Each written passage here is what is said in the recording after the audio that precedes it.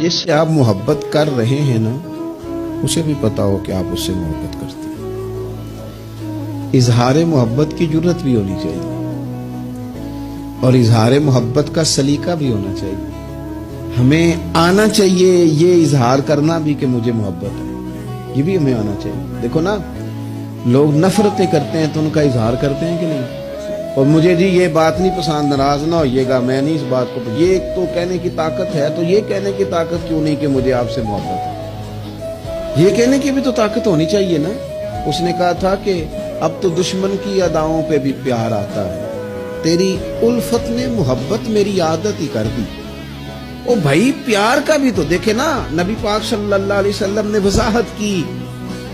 حضور فرمانے لگے جب تم کسی سے محبت کرو تو اسے بتاؤ کہ میں تم سے محبت کرتا ہوں۔ مشکات دیکھیے نا، حدیث موجود ہے، فرمایا اسے کہو میں تم سے محبت کرتا ہوں۔ معنی کیا ہے؟ اسے بتاؤ تاکہ اس کے دل میں بھی تمہاری محبت پیدا ہو جائے۔ اس سے کہو جا کے۔ ایک صحابی نے نا، ایک بندہ گزر رہا تھا تو عرض کی، یا رسول اللہ میں اس سے محبت کرتا ہوں۔ فرمایا اٹھ۔ یا رسول اللہ کیا حکم ہے؟ فرمایا اسے بتا کے آ کے میں تجھ سے محبت کرتا ہوں۔ حضور نے اٹھا کے بھیجا۔ میں نے کہا اظہار محبت کی بھی تو جرت ہونی چاہیے نا، اظہار محبت کی بھی تو جرت ہونی چاہیے نا۔ شاید اسی لیے حضرت انس بن مالک نے کہا تھا، یا رسول اللہ مجھے اللہ کی قسم میں رب سے بھی پیار کرتا ہوں، رب کے رسول سے بھی پیار کرتا ہوں، ابو بکر صدیق سے بھی کرتا ہوں، عمر فاروق سے بھی کرتا ہوں۔ تو نبی پاک علیہ السلام نے فرمایا سن، پھر تو جس چیز سے محبت کرتا ہے اسی کے ساتھ تجھے جنت میں داخل کیا جائے گا۔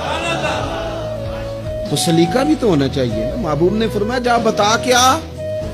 تو صحابی گئے، جا کے کہا کہ میں اللہ کی رضا کے لیے محبت کرتا ہوں تم سے۔ تو وہ بھی صحابی تھے، کہنے لگے اچھا اگر تو رب کی رضا کے لیے مجھ سے محبت کرتا ہے تو میری دعا ہے رب بھی تجھ سے محبت ہی کرے۔